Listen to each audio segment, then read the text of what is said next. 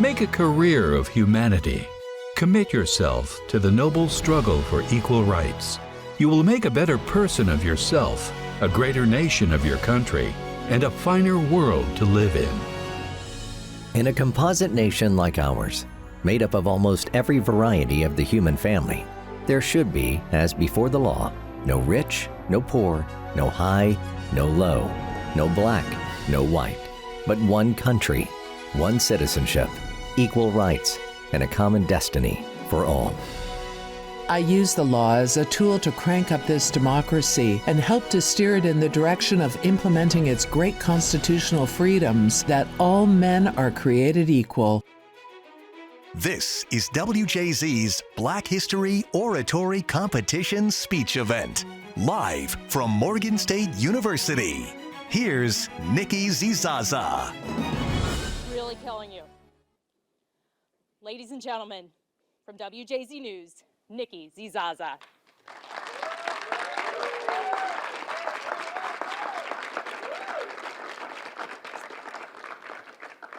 Hello, everyone. On behalf of WJZ and Morgan State University, I'm Nikki Zizaza. Welcome to the 2026 WJZ Black History Oratory Competition. Now, for over 30 years, WJZ has proudly challenged our youth to use the power of words to speak up and speak out about the issues that matter. So we asked high school students from all across Maryland to write an original essay based on one of three quotations. Either Juanita Jackson Mitchell, Frederick Douglass, or Reverend Dr. Martin Luther King Jr.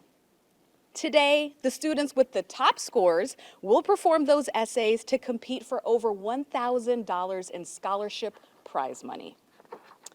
Our finalists will perform right here in the Morgan State University Student Theater before an audience of family, friends, educators, teachers, and of course, our judges. Now, before we introduce you to these amazing students, allow me to introduce you to some very special guests. First, let's meet our judges, who scored all those essays and are here with us today. From Morgan State University, Acting Director of Graduate Studies, Dr. Janice Jarrett.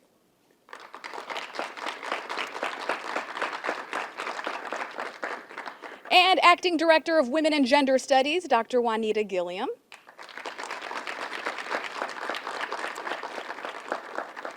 And from WJZ, our own sales manager, Michelle Wilson.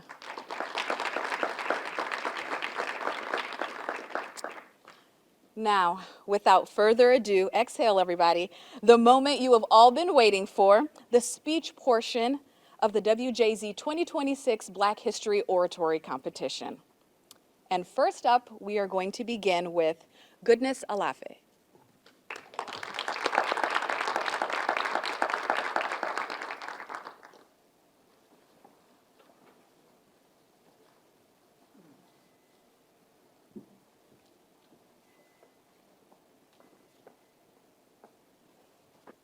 Good afternoon, everyone. My name is Goodness Alafe. I'm a junior from Eastern Technical High School in Baltimore County, and I'm here to present my piece, The Unfulfilled American Promise. We, the people. The three infamous words that open the document laying the foundation for the nation that we know as America.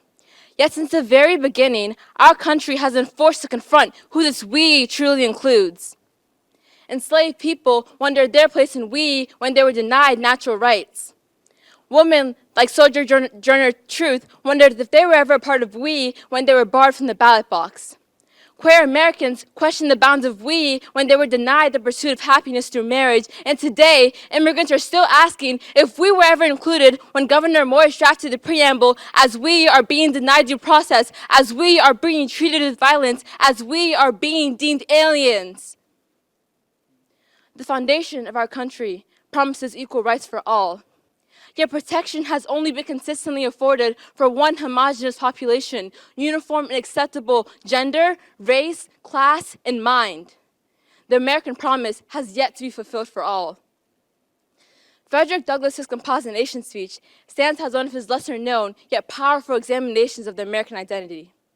delivered in 1869, just 4 years after the abolition of slavery, in an era riddled with white supremacy, Douglass declared that in a composite nation like ours, there should be, as before the law, no rich, no poor, no high, no low, no white, no black, but a common country, a common citizenship, equal rights, and a common destiny for all. Some might foolishly and ignorantly argue that this statement is a reflection of communist ideology. It is not. Rather, it is a reminder of the promises outlined in our Constitution. It is a reminder that in a composite nation as ours, where the American identity is built from the soot on the hands of the Chinese railroad workers, from the sweat on the brows of the Hispanic laborers, and from the handprints of the enslaved children pressed into the bricks of Madison Library, our differences are encompassed within we, the people, and we shall face no unusual disenfranchisement for it. I arrived to this country as an immigrant with the idea of the American dream and the promise of equality. I came believing that there was nothing I couldn't do, and that as long as I put my mind to it and I worked hard, there would be a light at the end of the tunnel waiting for me. And do not misunderstand me. I will continue to hold on to that belief because I cannot afford to live without dreaming, but that is precisely what the American promise has become. A dream. A dream had by our slave-owning founding fathers when they drafted the documents to govern a nation where slavery wouldn't survive, and a dream had by Frederick Douglass when he declared for equality amongst we, the people. The realization of this dream does not lie solely in legislation. History has shown us that the machinery of America can make laws just as quickly as it dismantles them. The fulfillment of this promise lies in the hands of the people. So when we call ourselves American, I urge you to understand the responsibility that comes with that identity. I urge you to understand its contradictions, its injustices, and its unfinished work. I urge you to fight for the promise that has been made to all, so that regardless of circumstance, one day, in a composite nation like ours, the American dream may one day truly be accessible to we, the people, through the fulfilled American promise. Thank you.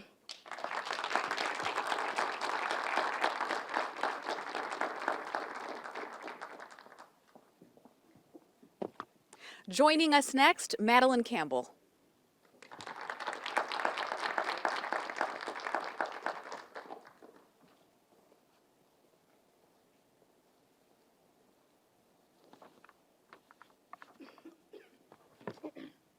Hello, my name is Maline Campbell, and I am a senior from Arlington Baptist School. Dreams are worth fighting for. Martin Luther King Jr. had a dream for a better world, and I also have a dream. As a kid, I've always wanted to make the world a better place, but I cannot do it alone. I'm literally just one person. I want to be able to help others, especially in fighting inequality, and to help them find their purpose. Because if everyone chased their dreams, fought for their rights, and stood strong and courageous in the face of evil, we could take a step toward the world he envisioned. Remember, chasing your dreams is one of the best things you can do, even if you are not sure where it will lead. Most people do not chase their dreams because they prefer comfort over enduring hardships to follow their passions. Do not be one of those people. Stand out. Don't just fit in. Life is to live it to the fullest. You only get one shot at this, so make it count. You will experience hardships and discomfort, but guess what? It will be worth it. I am not telling you to find your passion now, but I am telling you to start moving. But chasing your dreams isn't only an individual struggle, it's tied to how our society responds to hardship.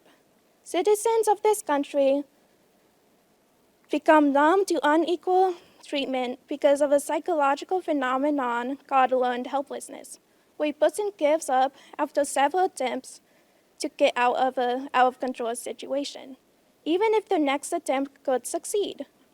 We see this all the time in schools, the workplace, and minority communities.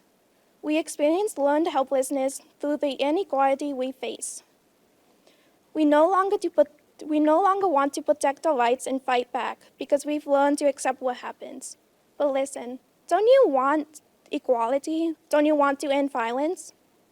You should, because right now, guns are protected more fiercely than the children in our classrooms. Does the inequality we see not enrage you? Does the abuse of power not upset you? It should.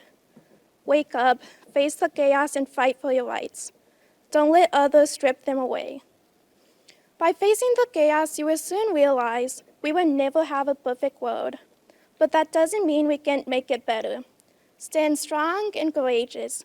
Don't bend, don't yield, and especially don't comply with those infringing on your rights. We are stronger together, and we feel secure when we're given respect for our boundaries and existence. These issues have been a problem for over 100 years. A single generation can make everything better. For that reason, I want to make sure the world I leave behind is better than the one I know now. This line resonates with me because it reminds me that even if I can't fix everything, I can still choose to make a difference. And so can you. Stop letting fear hold you back. Listen, I've been letting fear hold me back, and I've missed out on a lot of opportunities because of it. Don't make the mistake I did, but also don't let others dictate your life. It is yours to live, so live it with freedom and joy. I hope that after this message, you'll strive for peace, equality, and justice. Remember to chase your dreams, fight for your rights, and stand strong and courageous in the face of evil.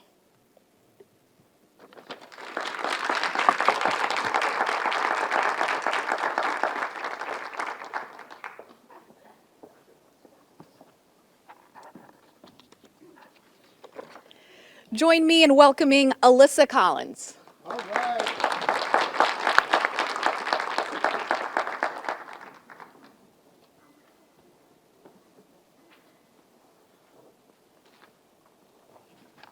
Good afternoon. My name is Alyssa Collins, and I am a senior at South Carroll High School. I will be orating my piece, We Are One. I pledge allegiance to the flag of the United States of America. These are the words our nation has said for 134 years. But do we truly mean it? We place our right hand flat over our heart, but the hypocrisy occurs all too often for the promise that leaves our lips daily. The very foundation of our nation is immigration, not solely systematically, but physically as well.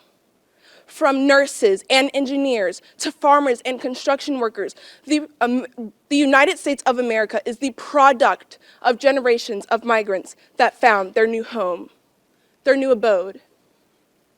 As a nation, we fail to remind our citizens of who we are. One nation. You thing called classism. What is your purpose? To intimidate those who work paycheck to feed their families? Perhaps even our nurses who save lives while raising little ones of their own, facing discrimination from those who simply have a heavier wallet and a paycheck with 2 more zeros. You thing called racism. Who are you? Why do you discriminate against others? Because of a color. Since when does the color of a box of cereal change its nutritional value? It doesn't. As humans, we are birds of a feather. The American dream can no longer be if we separate ourselves based off of social structures such as wealth, race, and influence. We will never have the American dream, true camaraderie and unification. We are reframing the dream, one where it will not only be a figment of our imagination, but a reality. A reality where we live out what Dr. Martin Luther King Jr.'s goal for us was to not only live amongst one another, but to uplift our peers who differ from us, what he describes as an oasis of freedom.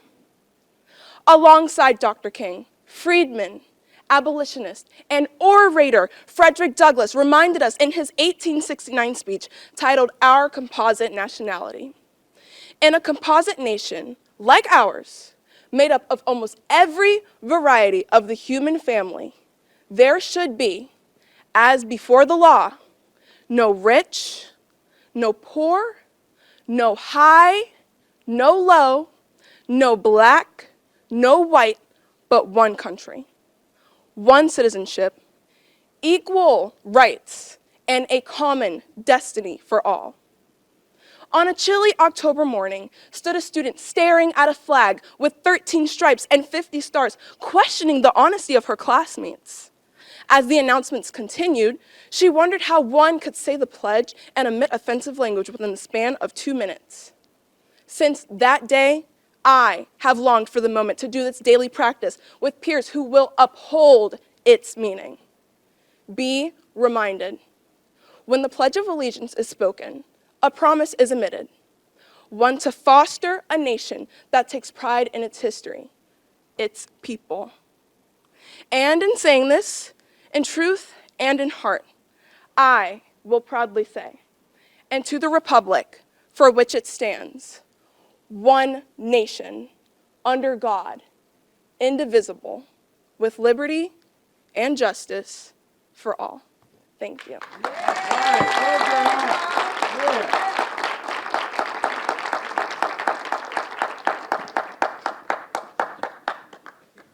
Joining us next, Gabrielle Dano.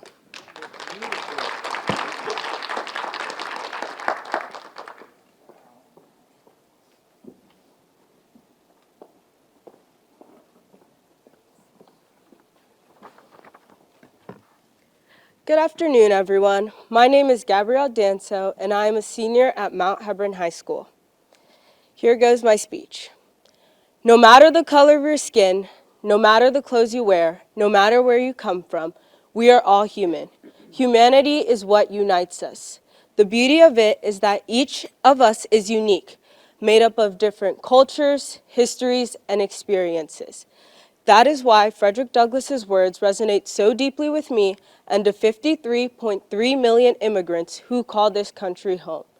When he says, in a composite nation like ours, made up of almost every variety of the human family, there should be, as before the law, no rich, no poor, no high, no low, no black, no white, but one country, one citizenship, and equal rights and a common destiny for all. He speaks to a vision of America that still exists today, but is not always upheld. As a child of immigrant parents, I've seen just how quietly inequality can destroy lives.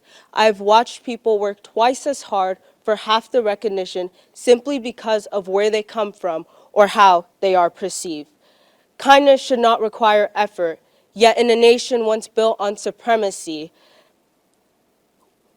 equality remains one of the hardest challenges to achieve. While countless of activists and leaders have fought to reshape this country, progress means little if it does not last.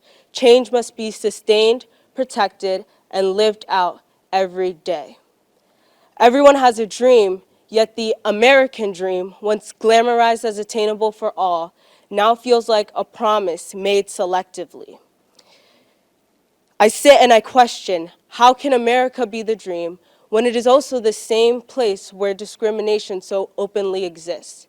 In America, the color of your skin matters. The clothes you wear matters. Where you come from matters. Yet, that shouldn't matter. We are all equals, but we are not all treated as equals. We may not all look the same, but we all share the same hopes and dreams. America is one of the most diverse nations in the world, and that diversity is not a weakness, it is our foundation. There would be no nation without the immigrants, without the white, without the black, without the rich, and without the poor. Our differences make us human, and together they make us one nation. This quote is not just powerful, but it is also a reminder. It is a reminder that you belong in those uncomfortable places. You belong in those classrooms, communities, and conversations where your voice is needed. You belong even when others say you don't. You belong in a nation defined by difference. Belonging is not something you earn, it is a right. Thank you.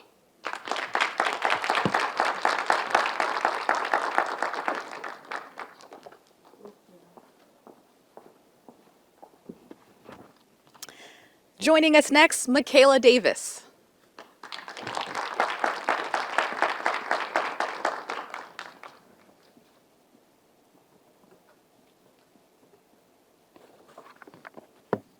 Hello, my name is Michaela Davis, and I'm a senior at Arlington Baptist School. This is my speech, Bring Back Humanity. Years ago, Dr. Martin Luther King Jr. proclaimed that we should make a career of humanity. To me, making a career of humanity means involving yourself in the community around you. But when I think about community involvement, I wonder, what have I done to help contribute to my community? Have I fought for equal rights in my country? In a nutshell, I haven't done much of anything to help further develop society. However, it is not too late for me to do something about it now. Partaking in actions such as acts of community service and speaking for those who cannot can help lead to the improvement of humanity. See, many young people today will give excuses for why they cannot change the world. They'll say, I'm too young, or I don't have enough authority to make real change. But all change is real change. The little things we do can amount to greater outcomes because small progress is still considered progress. For example, a couple of years ago, after the COVID outbreak, I was involved in a mission at my community pool. The pool managers placed me on a cleanup team to help prepare the pool grounds for the upcoming swim season.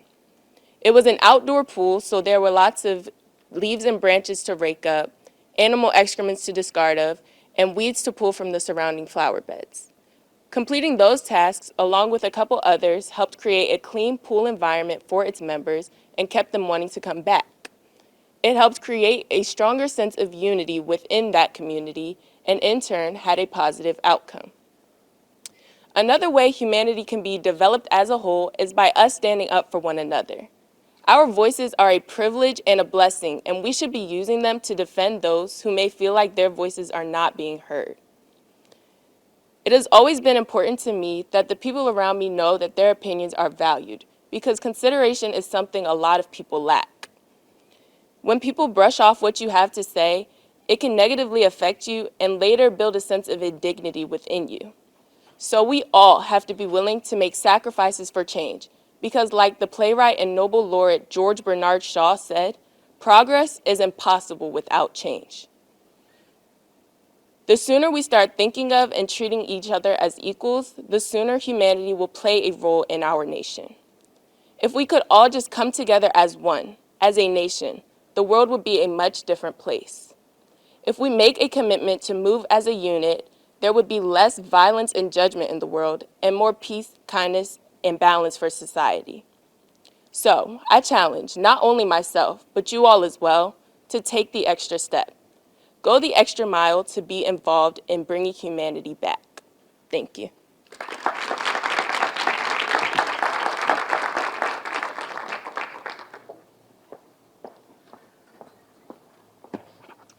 Next, we have Jesse Fowle.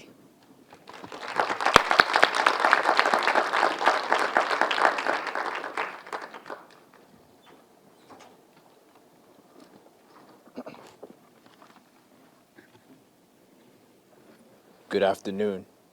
My name is Jesse Fowle, and I'm a senior at Arlington Baptist School.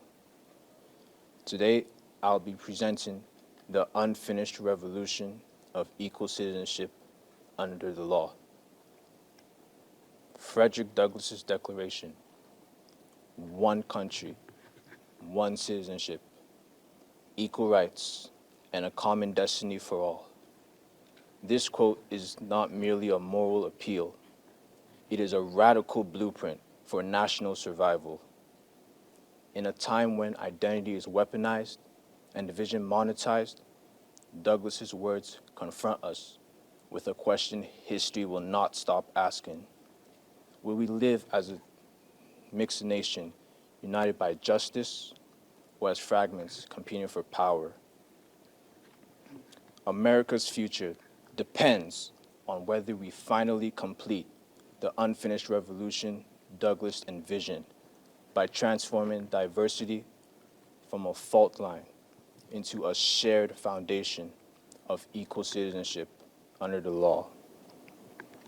As a citizen of the United States of America, I inherit both the promise and the responsibility of that revolution. Douglass understood something modern politics often forgets. Difference itself is not the threat. Inequality is. The abolitionist spoke to a nation emerging from slavery, yet his vision reaches directly into the present. Today, wealth inequality rivals that of the Gilded Age. Zip codes determine life expectancy, and justice too often depends on status rather than principle. When Douglass insisted there should be no rich, no poor before the law, he was not denying economic reality. He was demanding moral consistency. A nation cannot claim liberty while allowing privilege to rewrite justice. The courtroom, the classroom, and the ballot box must remain places where power pauses and citizenship speaks. History offers proof that progress follows when we honor this principle. Reconstruction amendments redefined citizenship after the Civil War. The Civil Rights Movement forced the nation to reconcile its laws with its conscience. Each advance was met with resistance, yet each expanded the meaning of we the people. These moments remind us that equality has never been a gift.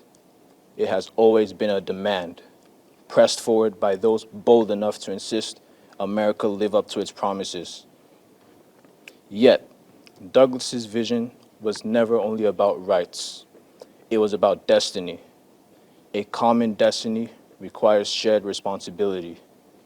In an era of global crisis, pandemics, climate change, and economic instability, no group rises alone, and no group falls in isolation. When any community is denied justice, the nation itself is weakened. When one voice is silenced, the chorus loses its power. Equality is not charity. It is strategy. It is how plural societies endure. What makes Douglass's words urgently useful today is not their age, but their accuracy.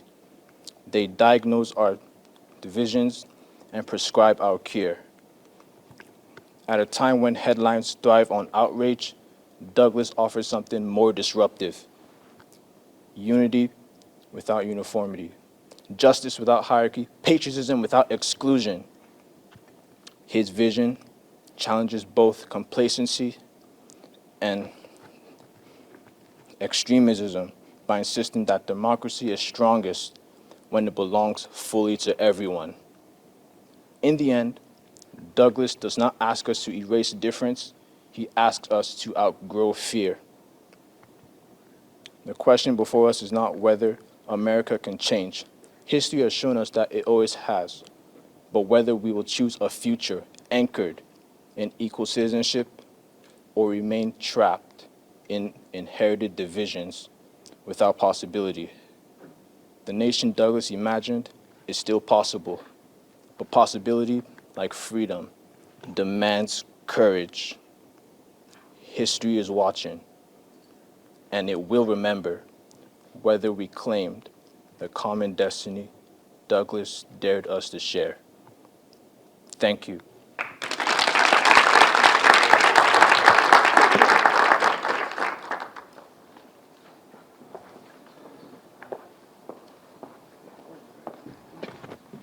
Next, John Ferguson.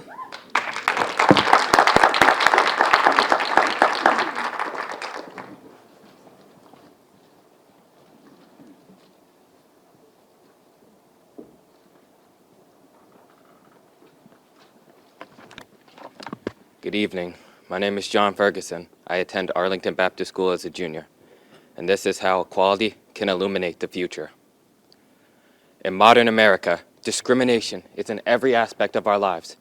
From childhood to adulthood, individuals are discriminated against at school, their jobs, and randomly, even on the street.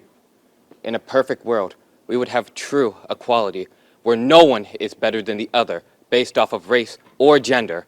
As, in a pluralistic nation like ours, made up of every variation of humans, there should be no dictator, no power based off of wealth or status, but one nation with equal rights and a common destiny for all. Since the early history of the United States, there have been those who fought for the equal rights that all people deserve to be included in. Against slavery, Pennsylvania. These groups showcase that when equality and inclusion are prioritized, that we all stand to benefit from it. In both the Germantown Quaker petition against slavery and the Pennsylvania Abolition Society, individuals realized that all people deserve equal rights, and they fought for those rights. This resulted in their societies prospering in areas such as economics, wealth, and equality. In comparison to the modern-day world, there are several wars happening, political corruption, and racism is worse than ever. By reinstating equality and inclusion, we can restore the tranquility brought on not only by these groups, but by heroes such as Hiram Rhodes Rebels, Barack Obama, and Kathy Williams. For a country that's founded upon principles of equal opportunity for all, it forces those without power who wish to be successful to work even harder. But, as stated by James Baldwin, not everything that is faced can be changed, but nothing can be faced until it is changed. Hiram Rhodes Rebels, Barack Obama, and Kathy Williams all proved this. They fought to prove that with enough determination, you can do anything, which includes becoming the first black politician, president, and military member, respectively. Regardless how impossible the odds seemed, these three fought to prove they fought their way to illuminate the future for one reason, in hopes that one day there will be laws that protect and reinforce equality and inclusion. It isn't enough to just create these laws, however. They need to have protections and reinforcements in case of the worst. In the history of the United States, there have been those who attempt to circumnavigate these laws to get what they want, whilst destroying the tranquility created by our ancestors. As citizens of this great nation, it is crucial that we protect the country's foundations. The United States is founded upon foundations of diverse backgrounds and shared culture. By creating these laws, we open possibilities to be able to grow as a nation. We must, as a people, create laws for equality and inclusion that reinforce laws of life,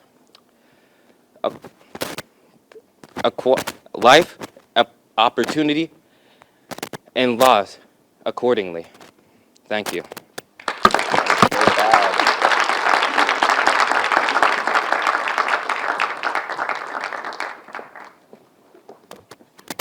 Next up, Duncan Film.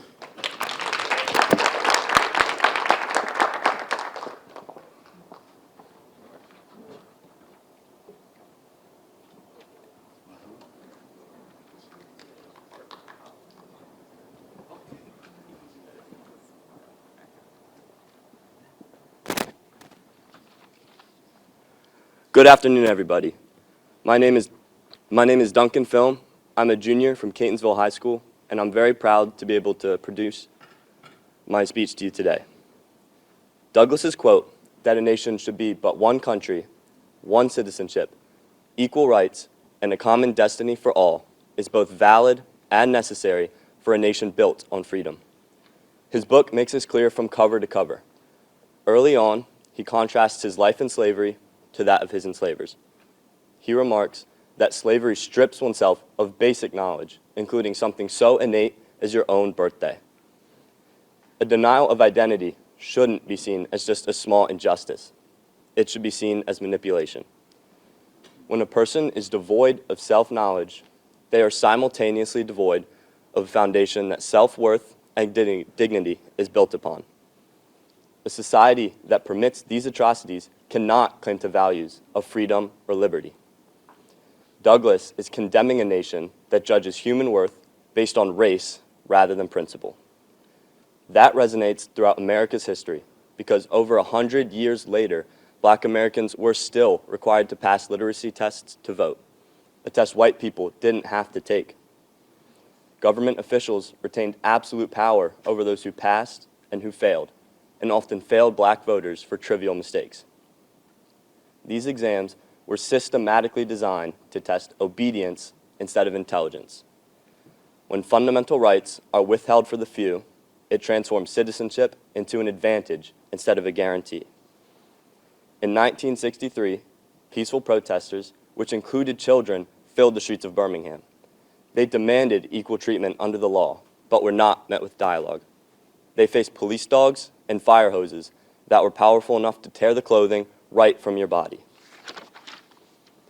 These were not violent criminals or terrorists. They were citizens asking for a right they had already been promised was theirs. The violence they faced that day was an exhibition of a dangerous truth that Douglass understood over a century earlier. When power is left unchecked and unchallenged, it will always protect itself before it protects justice. The pit of injustice does not correct itself over time. It just deepens. When Martin Luther King Jr. warned about these dangers, saying, "Justice too long delayed is justice denied."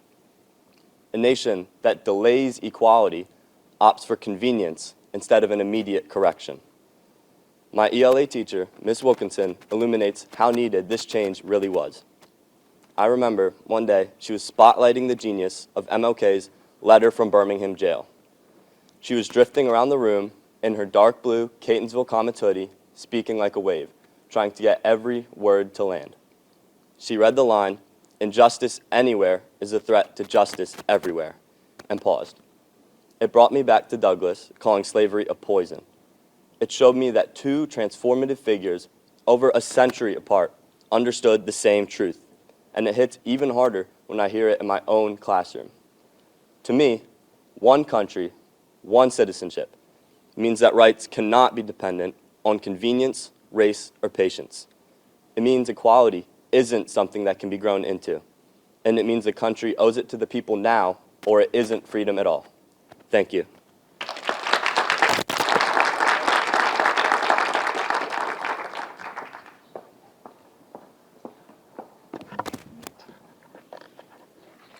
Next, Rachel Hullbrook.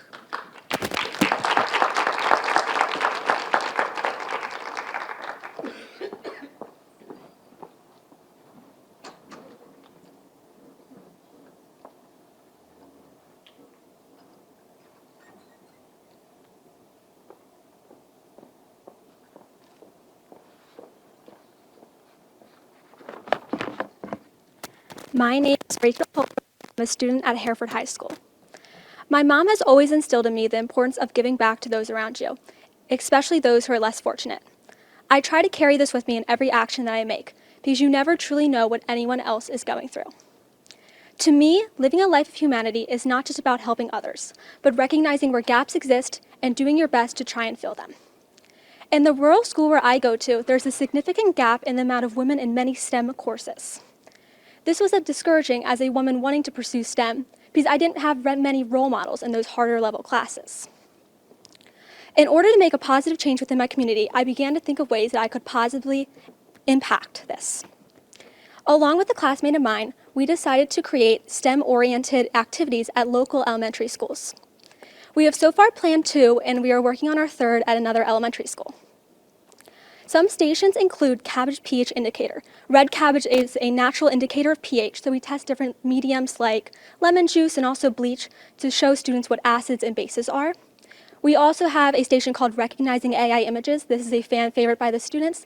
They are able to guess whether they think a picture is real or AI, and then we send a report back at the end of the year, and students love to see how accurate their grade was in identifying AI images. These stations are designed to make STEM tangible and engaging to students, so they might want to pursue STEM in the future. I was luckily enough part of a group of an all-girls team at my school that competed at a competition called the NASA Tech Rise Student Challenge. We were one of 60 groups chosen across the nation, and we were able to bring our experiment to life. We also share those results and also the process that we went through as an all-girls team to show these younger youths how they can also pursue what they are interested in and how they can also succeed. I aim to encourage all students, regardless of their gender identity or ethnicity, to pursue what they are truly interested in. This experience has not just shaped how I serve my community, but also who I want to become. I want to make sure that there are no doors that stop anyone from pursuing what they are truly interested in. There should be no barrier that inhibits individuals from feeling comfortable when exploring their interests or their passions. Only then can progress be made, and only then can communities thrive. Thank you.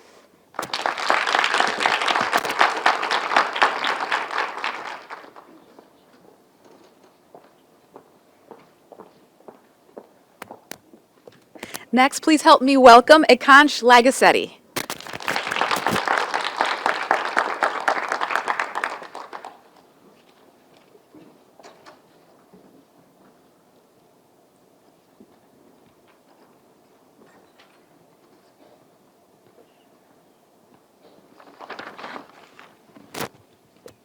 Good afternoon, everyone. My name is Ekanch Lagoseti, and I'm from McDonough School. Videos, posts, distractions. We scroll without thinking. Isn't there more to life than scrolling on our devices? Before technology, protests and advocacy were done in person, as exemplified by Martin Luther King Jr. He organized nonviolent protests that gave African Americans equal rights.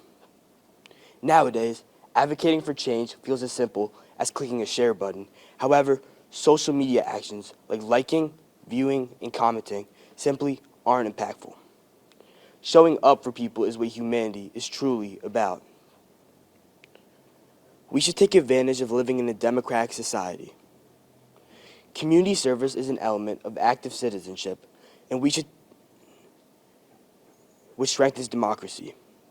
With these freedoms, we should help others through community service, volunteering, or simply giving up our time to do something for the greater good. To me, make a career of humanity means to dedicate your lives to fighting for justice. Fellow high schoolers, I want us to take MLK's words to heart and deliver on the promise that he sought out.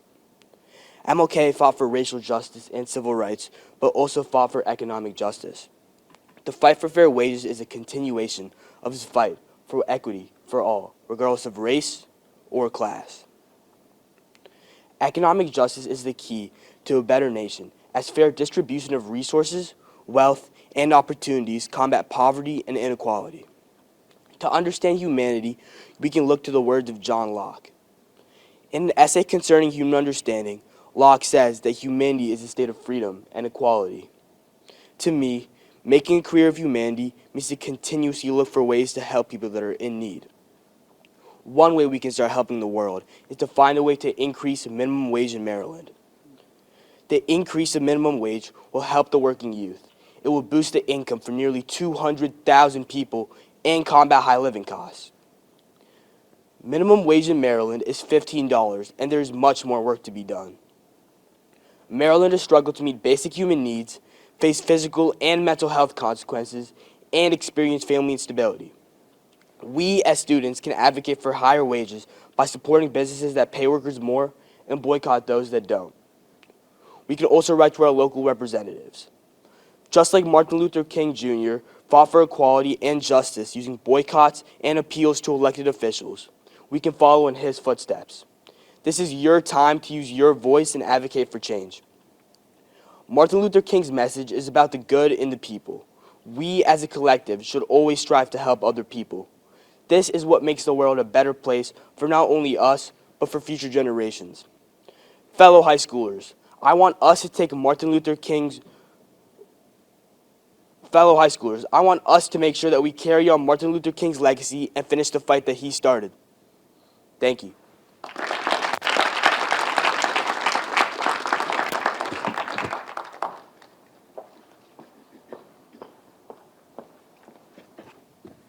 Joining us next, Karolina Mison.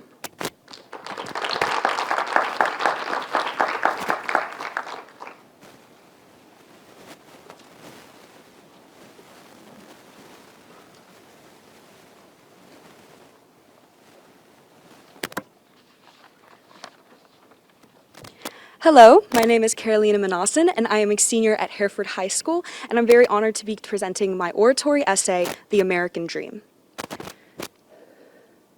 We arrive on the shores, crammed onto the hull of a ship, greeted by the lady of the harbor. From the belly of a plane to the wheels on a dusty road we come. We are taught never to arrive empty-handed, so we bring with us the baggage of our hopes and a name in a foreign language. We are often met with the same question: what makes the American dream? The answer to this question is not found in sensationalized stories. It is not found in miracles. It is not found in fairy tales or in made-up fiction. No, it is answered in the streets of those hard-working people, answered in the fight they pursue in this great nation. It is answered in our kitchens, where we make food similar to what we made at home, in our communities that are made up of people who are similar to us. Our dream is not a destination. It is not merely to get to this country, but our dream is to make a better life for ourselves and our families, no matter the turmoil we may face. But this idea is nothing new. It has been repeated by many powerful voices. Frederick Douglass, who understood the cost of exclusion and the mistreatment that hard-working people faced, envisioned a life that would be available to all. He dreamed that in a composite nation like ours, made up of almost every variety of human family, there should be, as before the law, no rich, no poor, no high, no low, no black, no white, but one country, one citizenship, equal rights, and a common destiny for all. As a child of immigrant parents, my destiny is not set in stone. My destiny is still being formed according to Douglass's should be. I see the tiredness in my parents' eyes, and I see their brains churning, trying to translate foreign words. I see them living their dream, but I can't help to ask, is this a common dream that all can achieve? The American dream is a collective story of what an immigrant should be in this nation. However, the dream is left unfulfilled by millions. It is shown through the laborers working for merely cents and shown in their families who are being restricted from aid programs. Currently, many immigrants are being attacked and swept up in violent raids. People who seek the American dream, something that once our great nation was proud to boast, are being sent back. The American dream, the very nation that composes its pledge in liberty and in justice, has built walls and patrols to mute them. But these raids reveal something deeper about our dream. Although the thoughts of Douglass's should be will never be completely perfect, immigrants will still fight battles, endure the rage, formulate speeches, and they will continue to serve this country in the ways that they can. Immigrants are the holders of this dream, ensuring that their common destiny is a future where they can freely boast that they are proud to be an American too. Thank you.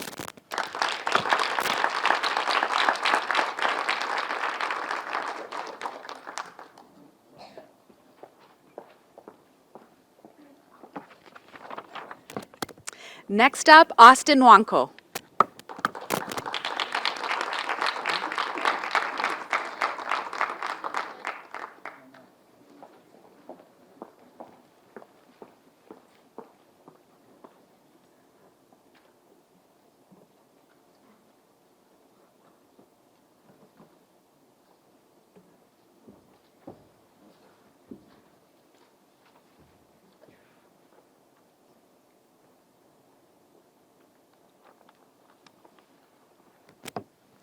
Good afternoon. My name is Austin Wanco from Arlington Baptist School, and this speech is based on the preamble to the Constitution. As children, our earliest memories of social studies class involved reciting the preamble to the Constitution.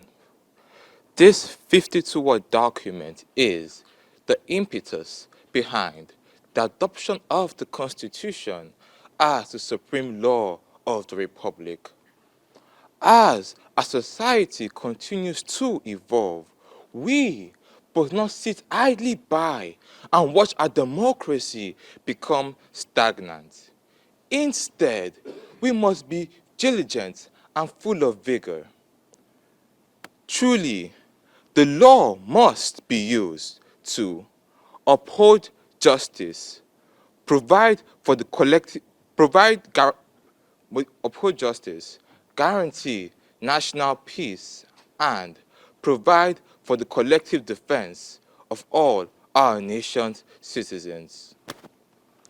For this nation to perpetually shine as a beacon of democracy, justice must be upheld in all its forms.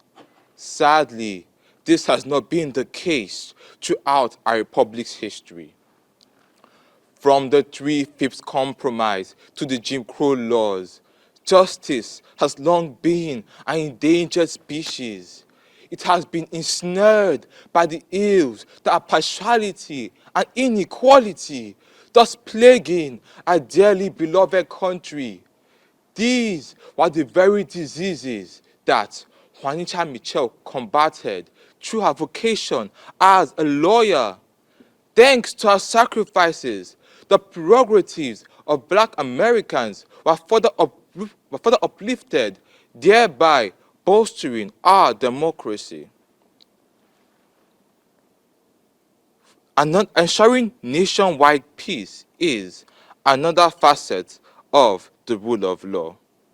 For a democracy to remain functional, law and order must stand steadfast. If not, such a democracy shall fall into civil unrest. Such unrest was ever present during Juanita Mitchell's years as a civil rights activist, especially during the tumultuous decade that was the 1960s. At that period of our nation's history, Black Americans were disenfranchised from voting and other civil rights due to the presence of discriminatory laws. This resulted in civil unrest across the nation. The only way to prevent such turmoil from occurring in our times is a strict adherence to the Constitution and its mandate on equality. Lastly, to maintain the sanctity of our democracy, the law must be used to provide for the common defense of our nation's people.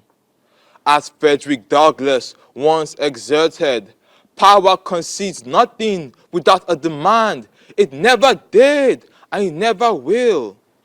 This has been the case for many generations. The only counterweight capable of challenging the oppressive yoke held by such forces is the law. This is a view similar to that held by Juanita Mitchell, who viewed the law as an instrument needed to safeguard the prerogatives of all those who are oppressed. In conclusion, for us to secure the blessings of liberty for ourselves and our posterity, we must not be lethargic. Instead, we must be diligent and full of vigor. I wholeheartedly believe that this great nation will continuously prosper as long as the rule of law is upheld and used resolutely. With that, I implore all you here who hear my message to fight for democracy and its great constitutional freedoms. Fight, if not for your own sakes, then for the sakes of all those who will one day be future citizens of our great republic. Thank you.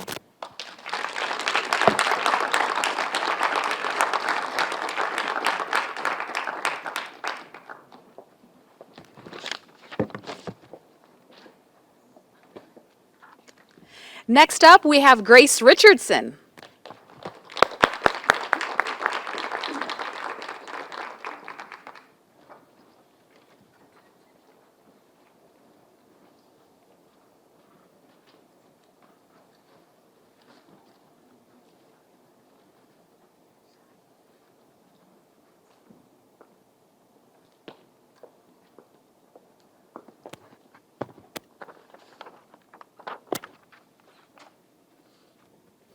Good afternoon, everyone.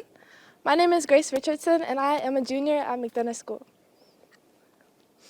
In an essay I once read by novelist Toni Morrison titled Sight of Memory, Morrison recounts the suppressed dialect with which former slaves deemed necessary to exhibit within their publications of their experiences as living property.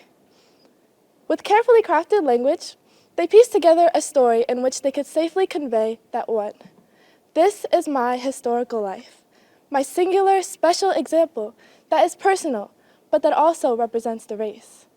And two, I write this text to persuade other people, you, the reader who is probably not Black, that we are human beings worthy of God's grace and the immediate abandonment of slavery.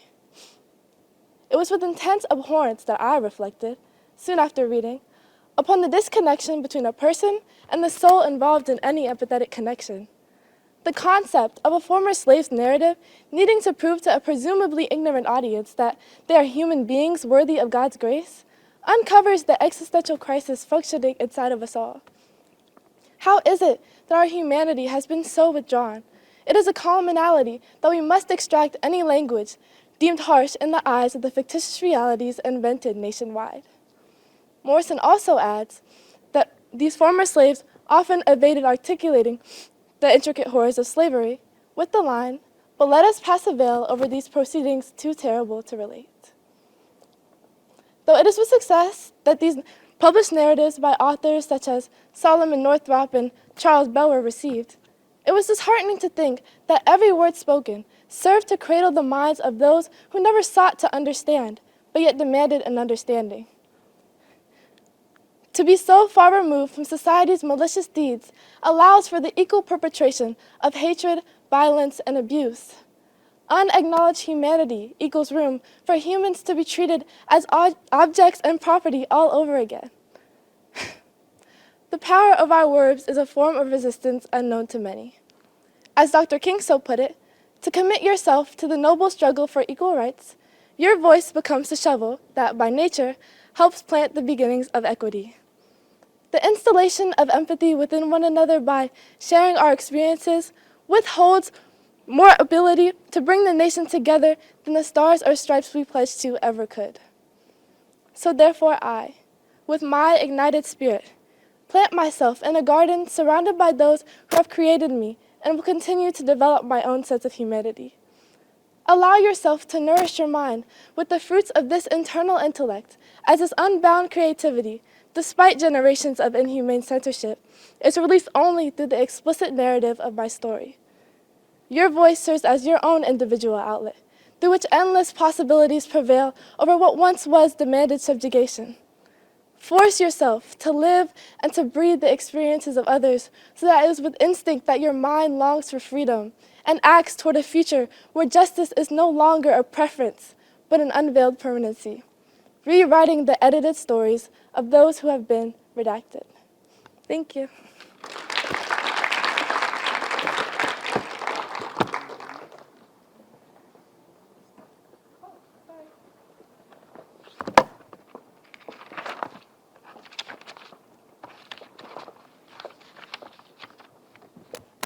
Next up, let's welcome Gerwan Hamilton Scott.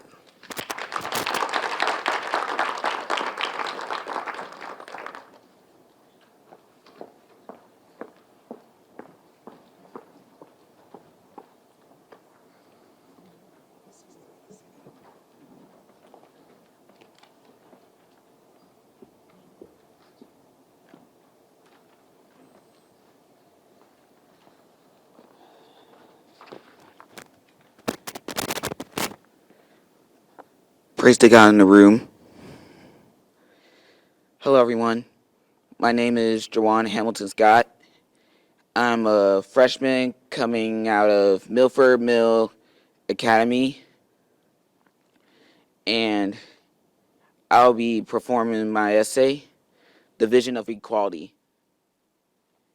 As the other said, in a composite nation like ours, there should be no rich, no poor, no high, no low, no black, no white, but a common citizenship, a common country, equal rights, striving for one thing, equality. Now, first, as I look in this thing, it was written by Frederick Douglass in his 1869 speech, A Composite Nation. These words were relevant in 1869, fought for by Dr. Martin Luther King in the Civil Rights era. Today, these words still remain true in pursuit of one thing: equality. First, I recognize Douglas' words as a vision that suggests that citizenship should not be put in a category, but it shall be rather be bonded in equality of the law. Douglas understood that we all are created equal. Our laws must protect all citizens, regardless of your wealth, your gender, your status, or your race. It should be only a common citizenship with one thing we all striving for: equality. Let this be a message. John 3:16, for God so loved the world that he gave his only begotten Son. Whoever believeth in him shall not perish, but have everlasting life. God bless, good luck, and have a great day. Thank you.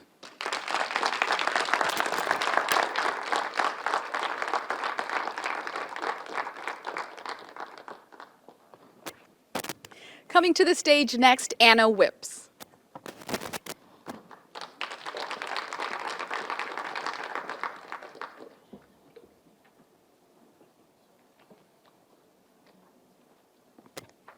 Good afternoon, everybody. My name is Anna Whips, and I am a junior at Catonsville High School. In the midst of rampant injustice and hate, Frederick Douglass spoke. He spoke not just for the rights of all people on American soil, but for a country which could commend its diversity as a source of strength and of prosperity, and not treat it like it was a threat. In 1869, he delivered the lecture, Our Composite Nationality, where he advocated for this vision, opposing intensifying anti-Chinese nativist sentiment and white supremacy, and instead welcomed immigration and unity over conformity. His idea in that lecture is best imagined through his own words. In a composite nation like our own, made up of every variety of the human family, there should be, as before the law, no rich, no poor, no high, no low, no black, no white, but one country, one citizenship, equal rights, and a common destiny for all. Should. He says should. Not as a suggestion, not as just a statement of his belief, but as an obligation. An obligation our country has to its people, one which, in too many ways to name, hasn't been fulfilled to this day. Just 2 years after he delivered that lecture, a massacre took place in Los Angeles, where 18 Chinese immigrants were killed in a single racially motivated anti-immigrant massacre. Just a decade after that, the Chinese Exclusion Act would be passed and would last over 60 years. Mind you, this would not be the first time, and undeniably not the last, where people in our country were treated like outsiders, our neighbors, our family, our friends, and then persecuted, massacred because of it. As a student, it is impossible not to draw parallels between what I learn about the past and I see in the present. It's like I'm hit with an enormous sense of deja vu as the same hate and violence I read in my history books unfold live on television. I open my phone and Anne Frank quotes are blasted again as if they were written today and for moments too long. I'm not sure if they're not. And again, I watch as people across the country flood into the streets, fighting for a nation where they just might be able to recognize the words they've chanted as young as they could speak at all. Liberty and justice for all. But that's the thing. People are flooding the streets. People are speaking out. People are fighting for each other. People of every color, from every background and from every corner of the world, coming together to fight for justice. And that, to me, is the strength Frederick Douglass spoke of, the kind of strength that could change our country for the better. So his words, his image of our composite nationality, isn't just a reminder of all there is to be done, but hope that it can be. It can be done. So remember to do what Frederick Douglass did best. Speak out, fight, and agitate the change our country needs. Thank you again.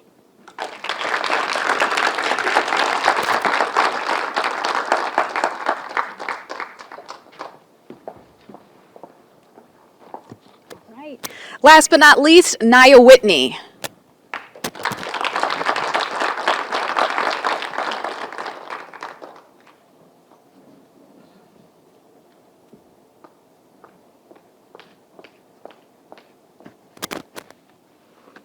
Good afternoon. My name is Nia Whitney, and I'm a senior attending Maurice J. McDonough High School in Pomfret, Maryland. Today, I'll be presenting to you my speech titled Midnight Inquiry. Months ago, at an early hour of the morning, I found myself troubled by my wandering thoughts.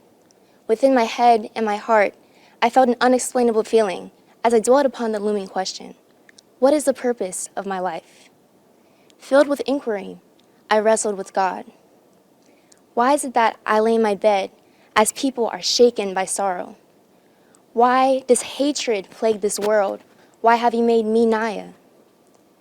During the struggle, my mind drifted to the pains of war, brutality, and injustice, leaving me feeling undeserving of my life.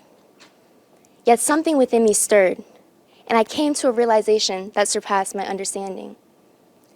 A sentiment shared by Dr. King, who powerfully conveyed the importance of making a career out of humanity and committing ourselves to advocacy, improving ourselves, our nation, and our world. Making a career out of humanity means to live a life not for oneself, but as a catalyst for lasting progress. Rather than hoarding up wealth, wisdom, and opportunities through selfish ambition, it is essential to use our blessings as avenues for blessing others. For example, having educational opportunities has allowed me to pour knowledge into the lives of many. The same individuals I've been blessed to teach will go on to become teachers themselves, promoting growth and encouraging the next generation. In addition, dedicating myself to the struggle for equal rights is guaranteed to contribute to the spread of dignity. Every voice has immense value, and it is necessary to advocate for those belittled and antagonized by society. By using my voice and exuding inner confidence to speak boldly, I can spread awareness of the struggles faced by the voiceless, viewing every opportunity to speak as a platform for the promotion of justice. By making it my duty to share what I've been gifted and treating advocacy as a priority, I can use my life as a vessel for enacting change. Coming to this realization has significantly impacted my perspective towards life, shaping the intentionality of my everyday interactions. As a young changemaker, I'm dedicated to serving the community and defending the underrepresented, in a cycle of love which I believe will help society thrive. Although the full purpose of my life is uncertain, I trust that living with generosity and compassion will affect the world exponentially. By making humanity one's responsibility and committing oneself to advocacy, it is certain that the world will feel the effects forevermore. Thank you.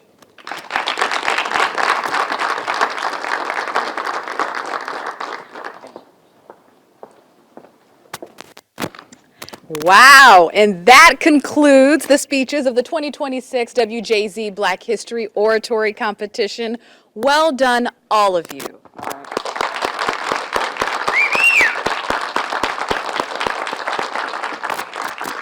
I've got to say good luck to our judges. I am glad I do not have to pick the winner. However, to find out who will win, all you have to do is watch the WJZ Black History Oratory Special, and that's going to be on Saturday, February 28th at 7 p.m. on WJZ. It's something you're not going to want to miss. It's going to be an incredible program, and we'll also learn more about the quotation authors and more about the tradition of oratory in the African American history. A very exciting special. And you'll get to see first, second, and third place speeches. That's going to be broadcast, so the winners, you'll be able to watch them over the air. You don't want to miss it. Once again, I'm Nikki Zizaza with WJZ, and I will see you there.